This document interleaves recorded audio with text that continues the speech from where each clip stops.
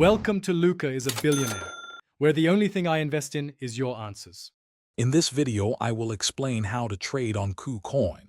First, you'll need to set up your KuCoin account and complete any necessary identity verification.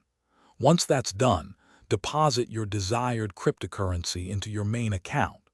Remember, you'll need to transfer these funds to your trading account before you can start placing orders. This ensures your assets are ready for active trading. Now that your funds are ready, head over to the spot trading section. Here, you'll select the specific trading pair you wish to engage with, for example, Bitcoin versus USD. You then have the option to place either a limit order, which executes at a specific price, or a market order, which fills immediately at the best available price. Let's dive a bit deeper into order types. A limit order allows you to set your exact buy or sell price, ensuring you only trade when your conditions are met.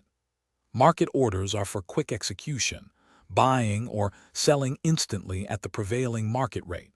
For risk management, consider using stop limit orders, which trigger a limit order once a certain price point is reached. After placing your trades, it's crucial to monitor your open orders regularly. You can modify or cancel them if market conditions change.